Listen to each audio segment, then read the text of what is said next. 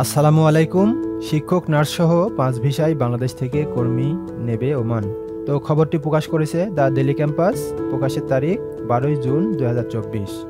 তো বিস্তারিত দেখার আগে যারা এখন পর্যন্ত আমার এই ছোট্ট চ্যানেলটি সাবস্ক্রাইব করেননি, অবশ্যই চ্যানেলটি সাবস্ক্রাইব করে পাশে থাকা বেল বাটনটি অন করে রাখবেন। আর যারা ফেসবুক থেকে দেখছেন তারা অবশ্যই পেজটিকে ফলো করে একটি লাইক করে দেবেন। তো চলুন বিস্তারিত দেখে নেওয়া যাক। বাংলাদেশ থেকে দক্ষ কর্মী নেওয়ার সিদ্ধান্ত জানিয়েছেন ওমান সরকার। বুধবার ১২ই জুন ঢাকায় নিযুক্ত ওমান দূতাবাস থেকে এক প্রেস বিজ্ঞপ্তির মাধ্যমে এ তথ্য জানানো হয়। দক্ষ কর্মীর মধ্যে রয়েছে ডাক্তার, প্রকৌশলী, নার্স, শিক্ষক ও হিসাবরক্ষক। আপাতত এই ৫টি ভিসায় কর্মী নিবে ওমান।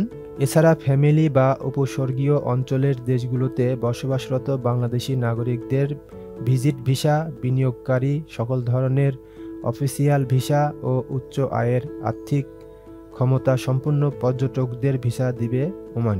প্রেস বিজ্ঞপ্তিতে ওমান দূতাবাস থেকে বলা হয়, গত বছর অক্টোবরের আরোপিত বাংলাদেশি নাগরিকদের ভিসা নিষেধাজ্ঞা থেকে নির্দিষ্ট কিছু শ্রেণীকে অব্যাহতি প্রদান করা হয়েছে। ঢাকাস্থ ওমান দূতাবাস শ্রেণীভুক্ত আবেদনকারীদের কাছ থেকে ভিসা আবেদন গ্রহণ করবে ও ভিসা ইস্যুর ব্যাপারে রয়্যাল ওমান পুলিশের সাথে সমন্বয় করবে। আবেদনকৃত ভিসার পক্ষে আবেদনকারী তার যাবতীয় কাগজপত্র যথাযথ সত্যায়নপূর্বক যাচাই বাছাইয়ের জন্য দূতাবাসে জমা করতে হবে। প্রেস বিজ্ঞপ্তিতে আরও বলা হয়, ভিসা নিষেধাজ্ঞা প্রত্যাহার সংক্রান্ত বিষয়ে দূতাবাস আশ্বস্ত করতে চায় যে এ ব্যাপারে বাংলাদেশ সরকার ও ওমান কর্তৃপক্ষ আন্তরিকভাবে কাজ করে যাচ্ছে।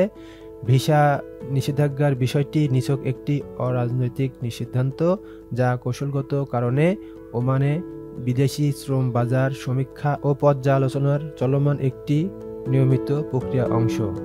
তো এই ছিল আজকের সংবাদ। ধন্যবাদ সবাইকে।